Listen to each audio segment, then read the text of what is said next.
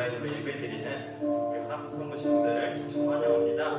네, 우리 시간에 다 함께 기도함으로 예배에 잘 나가실 텐데요. 우리 주님께서는 저희를 만드시고 저희를 가장 많이 알고 계시면서 저희를 항상 보호하기 원하시는 그런 분임을 제가 믿습니다.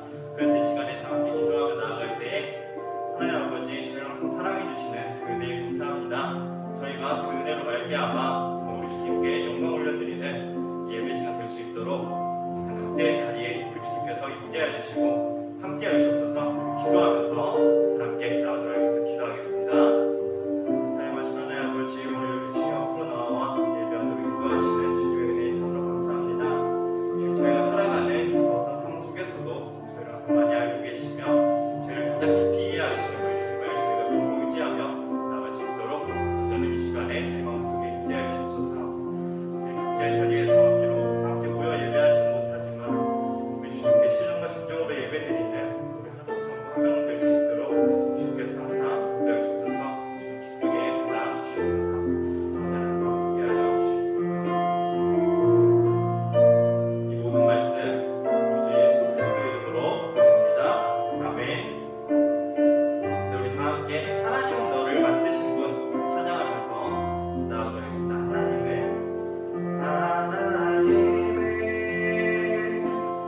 너를 만드신 분, 너를 가장 많이 알고 계시며 하나님이 너를 만드신 분, 너를 가장 많이 이해하신단다.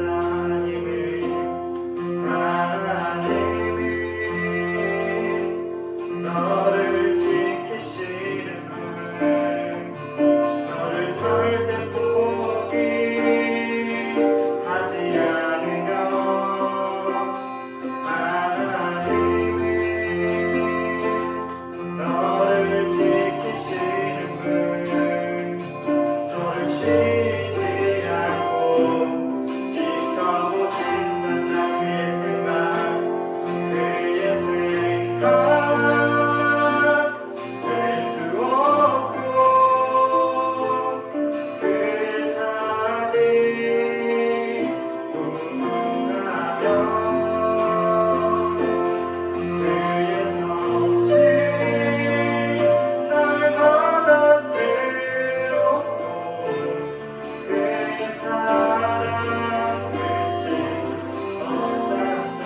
하나님의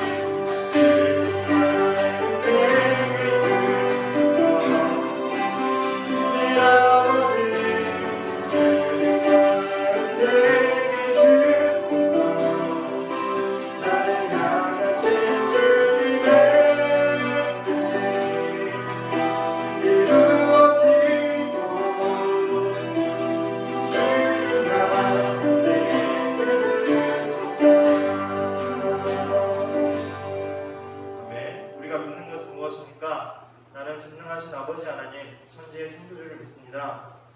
나는 그의 유일하신 아들, 우리 주 예수 그리스도를 믿습니다. 그는 성령으로 잉태되어 동정녀 마리에게서 나시고 본디오 빌라도에게 고난을 받아 십자가에 못 박혀 죽으시고 장사된 지 사흘 만에 죽은 자 가운데서 시사하셨으며 하늘에 오르시어 전능하신 아버지 하나님 우편에 계시다가 거기로부터 살아있는 자와 죽은 자를 심판하러 오십니다. 나는 성령을 믿으며 거룩한 공교회와 성도의 교제와 죄를 용서하는 것과 몸의 부활과 영생을 믿습니다. 아멘. 사랑하신 하나님 아버지, 저희들도 오늘 이렇게 이 자리에 나와서 우리 주님께 예배하며 나올 수 있도록 인도하시는 그 은혜에 참나 감사합니다. 주님, 저희가 항상 각자의 자리에서 다 함께 모여 예배하지는 못하지만 우리 주님께서 저희 한 명 한 명에게 성령으로 임재해 주셔서 저희가 신령과 진정으로 우리 하나님 기뻐 받으시는 예배 드릴 수 있도록 함께 해주시옵소서. 지금 또 여름이 점점 무더위가 심해지는 가운데에 우리가 체력적으로 지치지 않도록 인도해 주옵시고 지치지 않고 저희를 인도하시는 주님을 믿고 바라보며 나아갈 수 있는 모두가 될 수 있도록 인도해 주옵소서. 항상 함께 해주시고 믿사오니 이 모든 말씀 예수 그리스도 이름으로 기도드립니다. 아멘.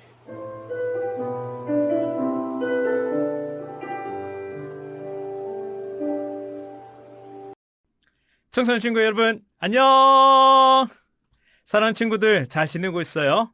목사님도 잘 지내고 있습니다. 코로나19가 심각해져서 함께 모여 예배 드릴 수는 없지만 각자의 자리에서 예배 드릴 때 영과 진리로 드리는 귀한 예배 시간 되길 바라요. 우리 이재호 전사님 휴가 가셨는데요. 가시면서 저한테 청소년부 설교를 부탁하셨어요. 그때 여러분들 만날 생각에 가슴이 너무너무 뛰었었는데 이렇게 비대면 예배로 함께 얼굴을 마주할 수 없어서 가슴이 아픕니다. 하지만 함께 하나님의 말씀 살펴보고 그 뜻을 구할 때 하나님의 음성 들을 수 있는 귀한 시간 될 수 있기를 바라요. 우리 함께 말씀의 세계로 떠나봅시다. 다 함께 출발!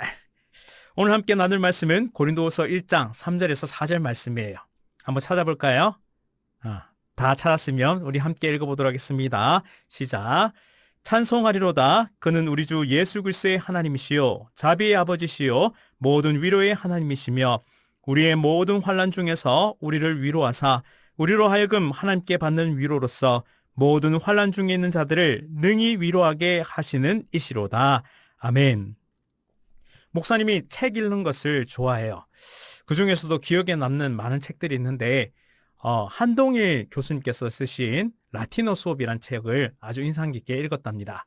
그 책에 보면 이탈리아 음식에 관한 이야기가 전해지는데요. 아주 흥미롭습니다. 이탈리아 엄마들은 자신의 자녀가 시험을 망치고 오면 이렇게 이야기한다고 해요. 뭐라고 얘기하냐면 다이수라고 얘기합니다. 다이. 뭔가 어감이 무시무시하지 않나요? 죽여버릴 거야 이런 느낌인데요. 사실은 그런 뜻이 아니라 힘내라는 뜻을 가지고 있습니다. 내 마음이 많이 어렵고 힘들 때 누군가 내게 힘내라고 얘기해 준다면 우리는 큰 위로를 받을 거예요. 근데 여기서 그치는 게 아니고 이탈리아 엄마들은 다이수라고 외친 후에 그 아이를 데리고 케이크 가게나 아니면 아이스크림 가게로 간다고 합니다. 그리고 달달한 음식을 사줘서 그것을 먹고 기분이 좋아지도록 그렇게 위로한다고 해요. 그 중에서 인기 있는 메뉴가 있는데요. 우리 한번 다 들어보았을 거예요. 또 먹어보기도 했는데 티라미수라는 음식이 아주 인기가 많답니다. 이 티라미수가 이탈리아의 합성어인데요. 이 티라미수에 끌어당기다, 잡아 끌다는 의미의 티라레라는 동사랑요. 그리고 방향을 가리키는 위의 위로라는 뜻의 수 전치사의 합성어가 바로 티라미수입니다. 그래서 합쳐서 이런 뜻이죠. 위로 끌어올리다. 얼마나 맛있으면, 얼마나 달달하면 우리의 기분을 위로 끌어올린다라고 표현했을까요? 그래서 티라미수는 너무나 맛있는 것 같아요. 여러분들도 티라미수 생각이 간절하죠? 목사님도 이 설교 마치고 올라가면 제 책상에 티라미수 한 조각이 놓여 있었으면 참 좋겠습니다. 이처럼 티라미수라는 이 케이크를 먹으면서 사람이 위로를 얻듯이 우리는 음식에서 위로를 얻어요. 그래서 지친 하루를 살고 돌아올 때 손에 들려있는 맛있는 음식 그 한 젓가락이면 우리의 마음이 위로를 얻는 것을 느끼곤 합니다. 또 이 음식은 우리의 마음을 굉장히 따뜻하게 만들어 주는데요. 타국에 나가 있거나 외국에 나가 있으면 고향의 음식이 그렇게나 그립다고 합니다. 마치 김치 같은 것 있죠. 이처럼 고향의 음식을 우리는 소울푸드라고 이야기합니다. 우리의 영혼마저도 풍성하게 위로해주는 그런 음식을 뜻하죠. 그래서 이 소울푸드 한 젓가락이면 그 그리움도 그리고 그 외로움도 모두 사라지고 우리가 큰 위로를 얻게 되는 것입니다. 이처럼 사람은 어떤 큰 것보다는 이런 작은 것들, 소소한 것들에서 위로를 얻곤 합니다. 음식이 대표적일 거고요. 또 음악이나 혹은 운동이 될 수도 있겠죠. 또 사람이나 혹은 한마디의 격려, 위로의 말 한마디가 우리를 풍성하게 위로해 준답니다. 여러분들은 이런 위로를 받으면서 살아가고 있나요? 오늘 힘든 마음이 그렇게 위로를 얻으면서 그렇게 힐링되면서 그렇게 살아가고 있어요? 목사님이 이 위로라는 단어를 한 주 동안 이렇게 묵상하면서 한 가지 사실을 깨닫게 됐어요. 그게 뭐냐면 세상이 주는 위로는 그 유통기한이 매우 짧다는 거예요. 한번 생각해 볼게요. 티라미수를 먹을 때는 좋아요. 근데 그 달달함과 그 기분 좋음이 평생을 가나요? 아니죠. 그날 저녁만 되면 점심 때 먹었던 티라미수는 완전히 사라집니다. 그리고 그건 어디에 가 있죠? 바로 내 배에 모두 축적이 됩니다. 또 한번 생각해 볼게요. 음악을 한번 생각해 봅시다. 음악을 들을 때는 너무 좋아요. 너무 좋다. 그런데 이 음악이 끝이 나고 나면 우리의 삶에서 벌어지는 온갖 불협화음들이 들려오기 시작합니다. 그러면 우리는 다시 마음이 낙담되고 또 실망하게 되는 거죠. 그래서 세상이 주는 그런 위로는 그 유통기한이 너무나 짧습니다. 그래서 한 번 더 생각해 봤어요. 혹시 영원한 위로가 있을까? 또 영원히 지속되는 위로가 있을까? 세상에 그런 위로가 있을까 한번 찾아봤는데 세상에는 그런 위로가 없었습니다. 그런데 놀랍게도 영원한 위로, 고갈이 없는 그런 위로가 한 가지 있었는데요. 그 위로를 어디서 찾았냐면 목사님 바로 성경 말씀에서 찾았습니다. 특별히 오늘 고린도후서 1장 3절과 4절 말씀에서 찾게 되었어요. 그래서 우리 함께 3절 말씀 읽어보도록 하겠습니다. 시작. 찬송하리로다. 그는 우리 주 예수 그리스도의 하나님이시요 자비의 아버지시요 모든 위로의 하나님이시며. 아멘.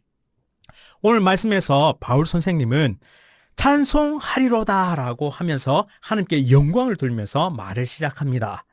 그리고 우리가 믿는 하나님을 세 가지로 표현한대요. 첫째는 우리 주 예수 그리스도의 하나님이라고 표현했고요. 두 번째는 자비의 아버지라고 표현하셨어요. 그리고 세 번째는 모든 위로의 하나님이시다라고 표현합니다. 당시 유대인에게는 하나님은 굉장히 멀리 계신 분이셨거든요. 왜냐하면 하나님의 이미지가 이런 이미지예요. 엄격하고 두려운 분. 죄를 징계하시고 심판하시고 두렵고 떨리는 그런 분으로 이해했어요. 그러니까 유대인들은 이 하나님이 너무나 멀게 느껴졌던 거예요. 하지만 우리 사도 바울 선생님께서는 이 유대인의 보편적인 생각을 완전히 뒤집습니다.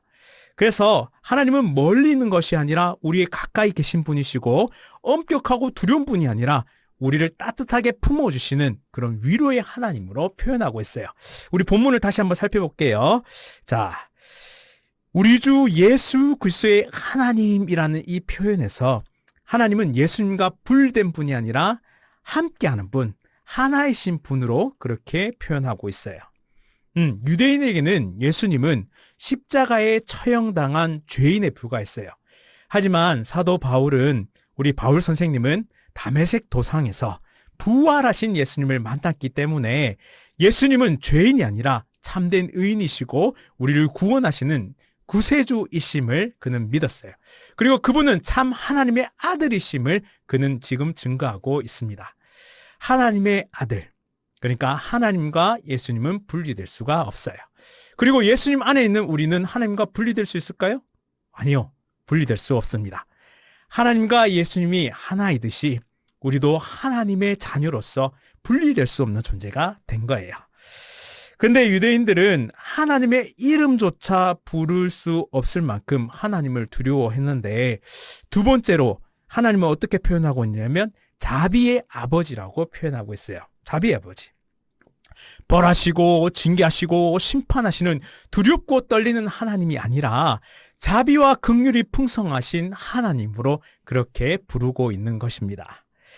유대인이 하나님의 이름을 그렇게 두려워해서 그 이름조차 부를 수 없다고 했는데, 왜냐하면 유대인들의 생각 속에는 하나님은 창조주이시고 우리는 피조물이에요.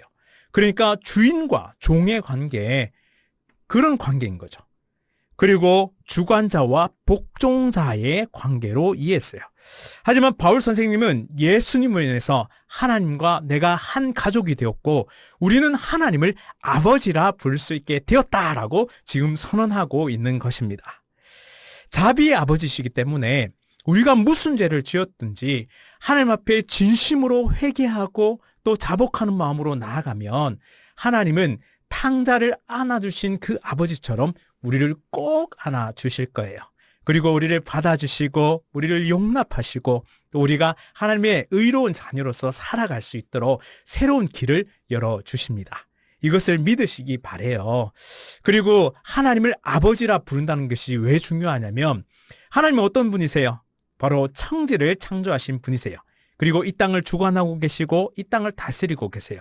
하나님의 손에 의해서 이 지구가 돌아가고 우주가 돌아간다는 말이에요. 이런 하나님께서 우리 아버지라는 뜻은 뭐냐면 우리가 무엇이든지 구하면 하나님은 반드시 이루어 주신다는 사실입니다.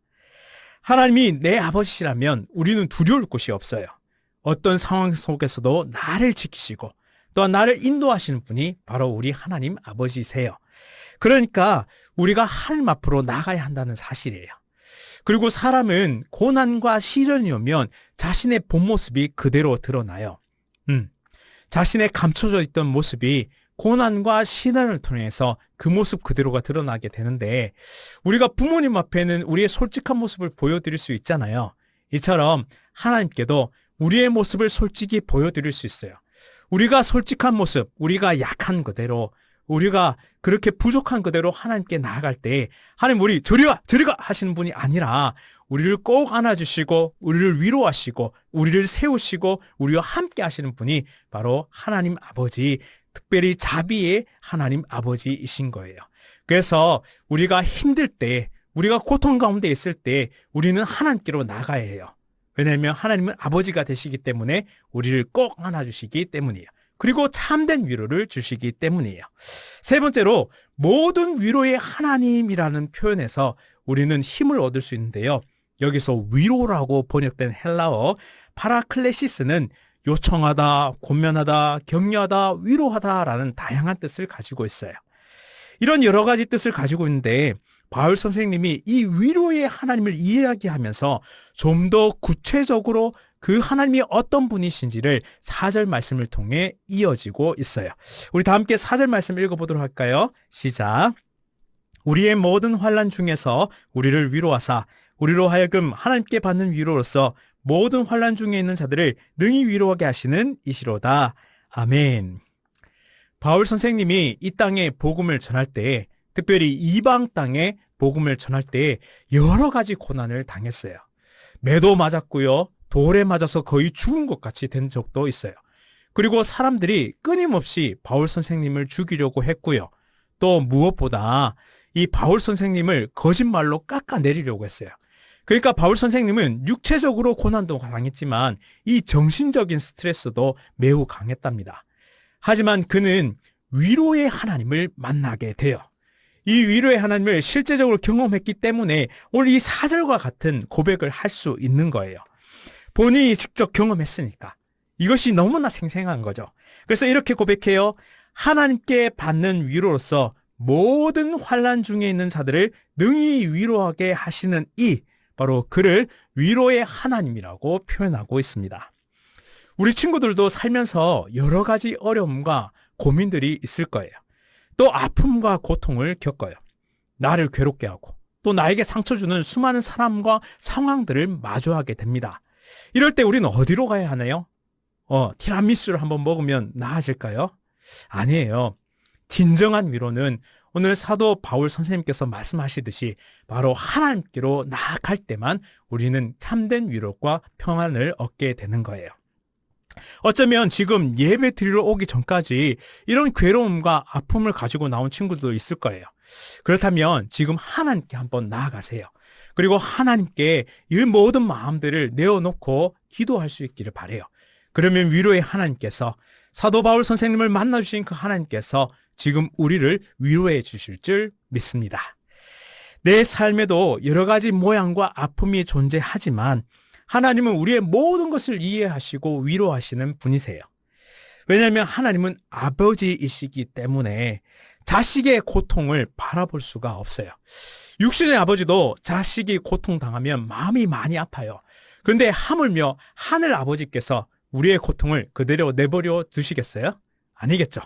바로 우리 친구들의 고통과 아픔을 끌어안으시고 위로하시고 회복시키시고 그리고 역전시키시고 승리케 하신 분이 바로 위로의 하나님이십니다. 그렇게 우리가 함께 이 위로의 하나님을 만날 수 있기를 바라요. 우리 인생에 있어서 하나님은 여러 가지 광야의 상황에 노출되게 만드세요. 왜냐하면 우리가 더 연단되고 더 자라게 하기 위해서. 하지만 그 광야 가운데 우리 홀로 내버려 두시는 것이 아니라 손을 탁 놓고 그냥 우리 알아서 살아 이런 게 아니라 하나님께서 우리와 함께 동행하시며 힘과 능력을 공급하셔서 우리가 좀 더 나은 사람이 될 수 있도록, 좀 더 하나님의 백성다운 사람이 될 수 있도록, 좀 더 하나님께서 쓰시기에 귀하고 또 합당한 인물이 될 수 있도록 그렇게 우리를 더욱더 성장시켜 주세요. 우리 친구들도 성장하고 싶죠? 더 멋진 사람 되고 싶죠? 그렇다면 바로 이 위로의 하나님과 믿음의 경주를 함께 달려갈 수 있기를 간절히 바랍니다. 이제 마지막으로 이렇게 말씀을 맺고 싶어요. 오늘 함께 예배드리는 모든 친구들의 삶 가운데 오직 하나님을 바라볼 수 있는 그런 믿음의 눈을 가질 수 있기를 바라요. 우리가 위로의 하나님을 만나기 위해서는 세 가지 방법인데요. 첫 번째는 예배하는 삶을 살아야 해요. 예배 가운데는 하나님이 임재하세요. 그리고 우리의 예배를 받으세요. 그렇기 때문에 예배 가운데 우리가 찬양하고 기도하고 말씀 듣는 순간순간 속에 하나님은 우리에게 위로하세요. 우리의 쓰라린 아픔과 상처를 터치하시고 싸매주시고 안아주시고 위로하세요. 두 번째로 우리가 기도할 때 하나님은 역사하세요. 우리가 하나님께 솔직한 마음으로 기도하면서 하나님 이런 아픔이 있어요. 이런 상처들이 있어요. 부모님으로 인해서, 친구로 인해서, 상황으로 인해서, 또한 내 자신으로 인해서 여러 가지 아픔이 있어요. 하나님 들어주세요 라고 기도할 때 하나님은 여러분들의 기도를 들으시고 여러분들을 위로하시고 다시 세울 줄 믿습니다. 마지막으로는 말씀인데요. 우리가 왜 매일 말씀을 봐야 하냐면 이 말씀 속에는 하나님의 언약, 바로 약속이 담겨있기 때문이에요. 하나님은 약속을 지키실까요? 안 지키실까요? 반드시 지키시는 언약에 신실하신 하나님이십니다. 그렇기 때문에 우리가 말씀 가운데 나아가 기도하고 또한 말씀 가운데 그 언약을 붙잡고 살아갈 때 하나님은 그 언약을 신실하게 이루시고 그 약속을 신실하게 이루어 주세요. 하나님은 어떤 약속을 하셨을까요? 하나님은 우리를 치료하시고 또 회복시키시고 또 우리의 삶을 인도하시고 힘과 능력과 지혜와 또 풍성한 하나님의 것들을 주세요. 그리고 또 어떤 것을 약속하셨냐면 궁극적으로 우리가 구원받고 최후 승리를 얻을 수 있도록 함께 하시겠다고 또 우리를 건지시겠다고 약속하셨어요. 이 약속의 하나님을 바라보면서 말씀 가운데 위로의 하나님을 만날 수 있는 우리 귀한 친구들 될 수 있기를 바라요.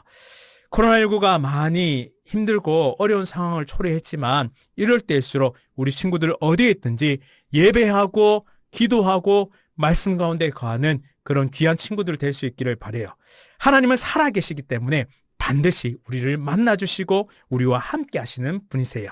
이 믿음 가지고 한 주도 최선을 다해 살아가고 우리의 꿈, 또 하나님께 주신 비전을 바라보면서 그렇게 열심히 달릴 수 있는 귀한 친구들 되었으면 좋겠어요.